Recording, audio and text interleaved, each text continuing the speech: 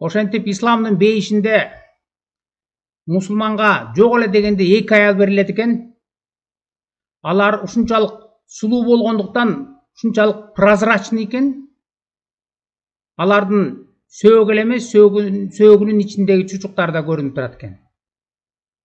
Ал жөнүндө мына биз жогору өткөндө сабакта айткандай, Кулиевдин которгон Куранынын 761 бети 382 хадисте жазылып турат. Бул эми катардагы эле мусулман минимум экөөнө ээ болот экен. А негизи мусулмандарга мындан да көп, миңдеген аялдарды Аллах убада кылыптыр. Ал жөнүндө YouTube'га кирип эле орусча жазсаңар, орусча монуп жазсаңар, сколько девственниц будет в раю ислама деп жазсаңар, толтура чыгат мына.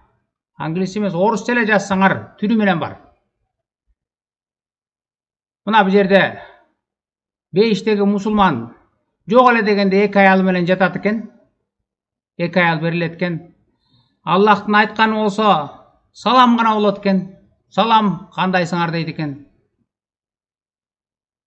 Өзүңөр ачып карап көрсөңөр болот. Түрү менен бар мына бул жерде. Мусулмандар муну эч бир уялбай эле, эч бир тартынбай эле үйрөтүп атат, айтып жерде мына ушундай силерге берилет, жатасыңар ошолор менен деп. Мунусу болсо, мону ачып көрсөңөр да болот. Рай какой он дейт. Бул болсо ачык эле айтып атат. Исламдын бейишин ушунчалык жалаң аялдар менен, секс менен жыргал жашоону сүрөттөгөндүктөн канчасы жихадка кеткендиги жөнүндө дагы бул айтып берип атат, өзү мусулман. Мону ачып карасаңар, интимная жизнь у обитателей рая. Бул ачык эле айтып берет аженде кандай Аллах убада кылган, кантип секс менен алек болот мусулмандар. Муну да ачып карап көрсөңөр болот. Бул жерде болсо катардагы мусулман эгерде 4 аял болсо, ар бир аялы аркы дүйнөдөн 70тен гури же эркекти тааны элек кыз алып келет экен. Ал 70-нин ар биринде дагы 70тен жардамчысы болот экен. Анан ошонун баары менен жанагы мусулман секс менен алек болот экен. Ошол жанагы мусулманга секс кызматын өтөйт экен ошол миңдеген аялдардын баары. Азыр монусун ачып угуп көрөлүчү, анткени бул араб шейхи, алымы бейишти сүрөттөп айтып берет, Аллах кандай аялдарды убада кылганын.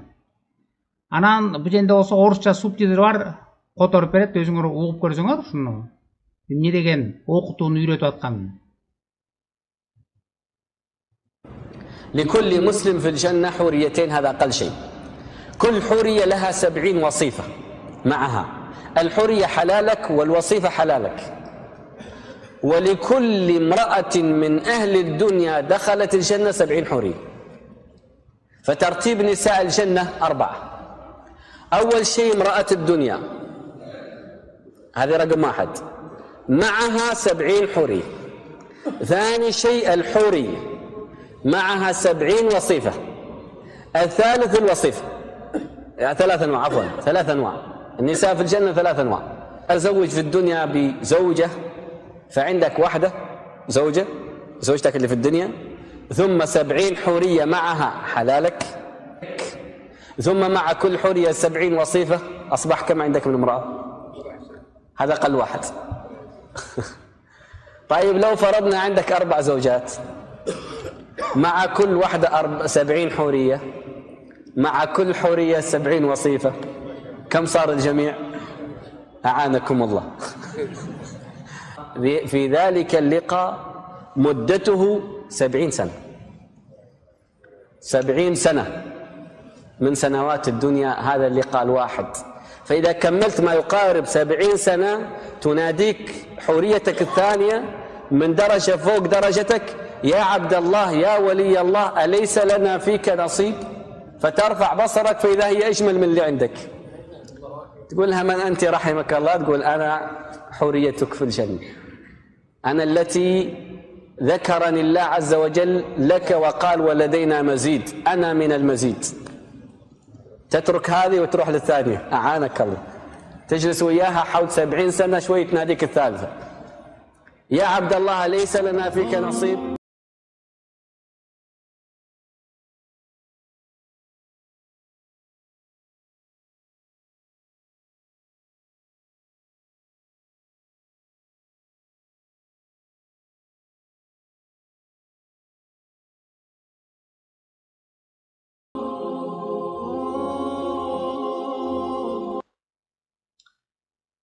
Мына Аллахтың мұсылмандарға уада қылған бейіші.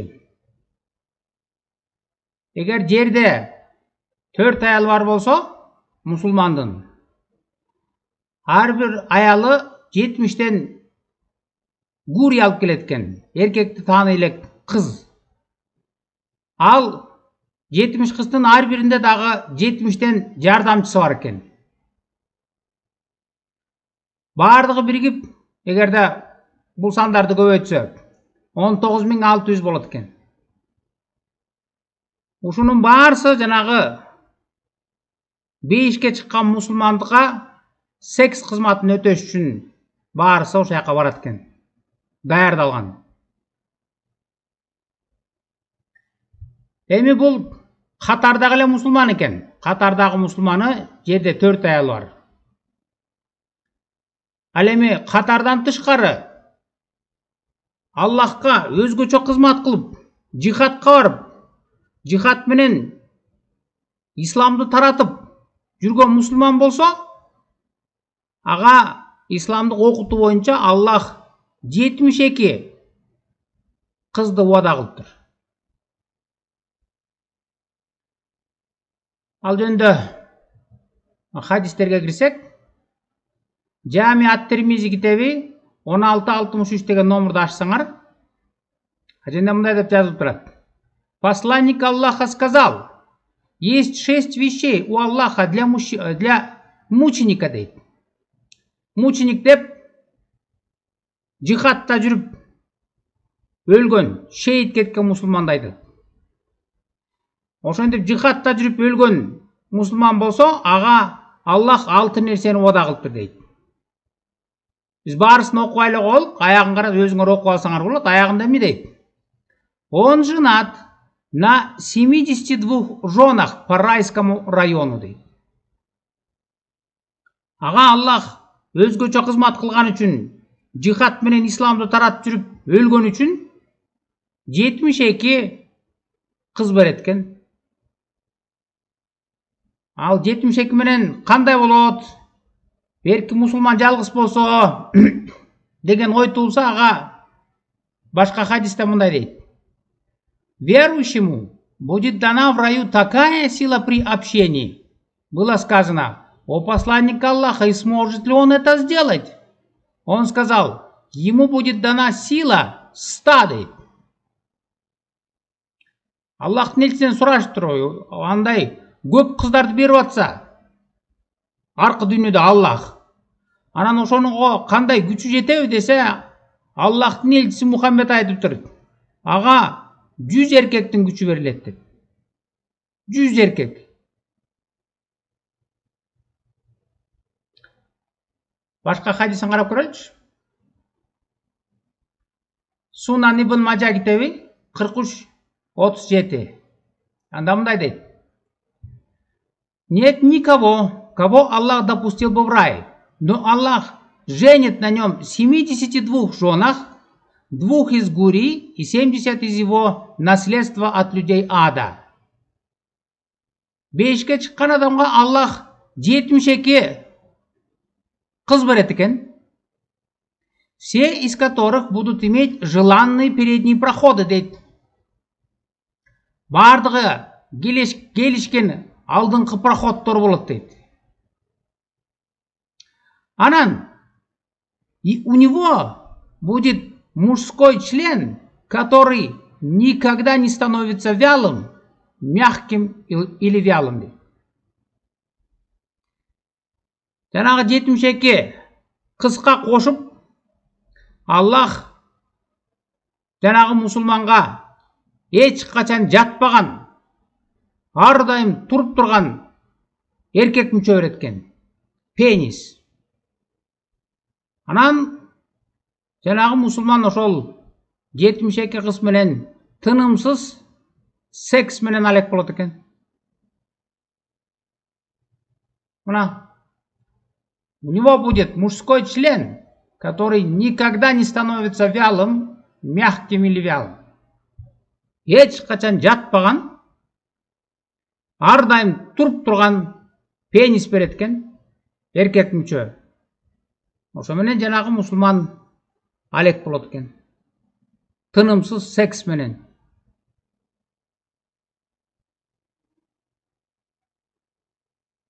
Катардагы мусулман эле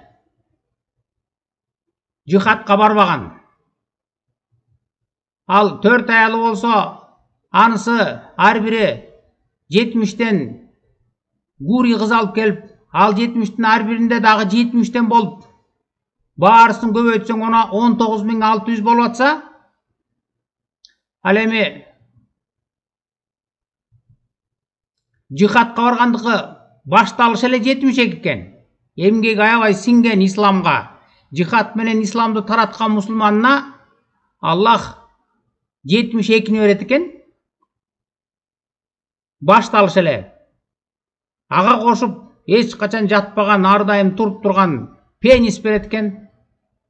Ошон менен анан тынымсыз секс менен алек болот экен.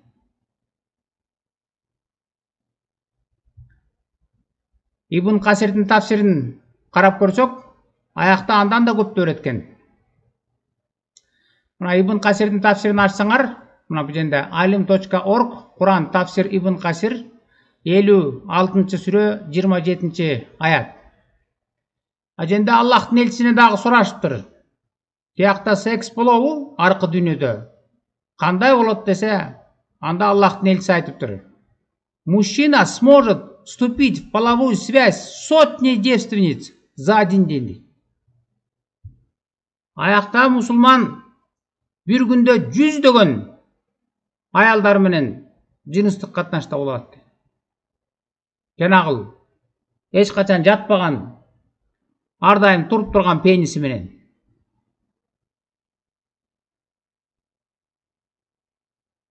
Кудай ушинтип айтабы? Ушинтип жихадка барсаңар, анан мен силерге ушундай эч качан жатпаган, ар дайым туруп турган пенис берем. Ага кошуп 72 кыз берем. Андан тышкары 100дөгөн кыздар менен жатасыңар, жыныстык катнашта болсоңар күнүнө деп. Бул исламдын окутуусу. Жек көрүү менен кастыкты үйрөтөт.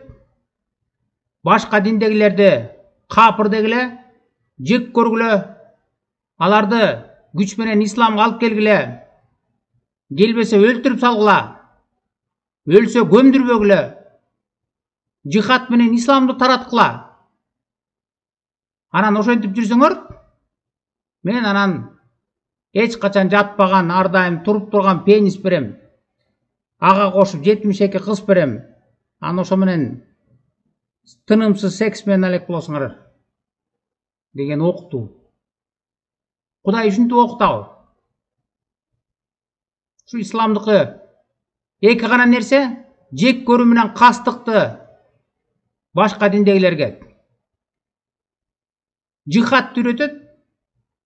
Экинчиси ошо жихадта жүрүп өлүп калсаң, шейит кетип. Анда секс түрү менен жердеги жашоосу да буларды кошул секс. Жерде дагы мына көп аял ал дейт. Ал жетпесе күңдөр менен жат дейт. Ал жетпесе мута деп акчасын төлөп аялдар менен bir күнгө, 2 күнгө башка аялдар менен жатып кел дейт.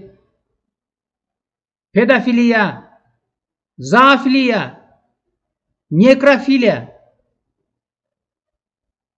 Ал эми өлсө секс андан бетер күч алат. Тынымсыз күнүнө жүздөгөн аялдар менен жыныстык катнашта болот. Кудай ушинтип үйрөтөбү? Кудай ушинтип айтабы? Эгер ушинтип жихадта жүрсөң, менин айтканымды угуп, капырларды өлтүрүп, исламды таратып, күч менен, анан мен сага ушундай эч качан жатпаган пенис берем. Ага кошуп жүздөгөн аялдарды берем, анан тынымсыз секс менен алек болосуң деп айтабы? Же Кудайдын пайгамбары ушинтип айтабы? Мына Куранында окуп көргүлө. Бул Куран. Ага Ибн Касир тафсиринде түшүндүрүп айтып берип атат, кандай түшүнүш керек аяттарын. Хадистери бул эч качан жатпаган пенис берет, ар дайым туруп турган. Мына муну Аллахтын элчиси үйрөткөн. Ушул Кудайданбы? Бул бар дел биякта калды.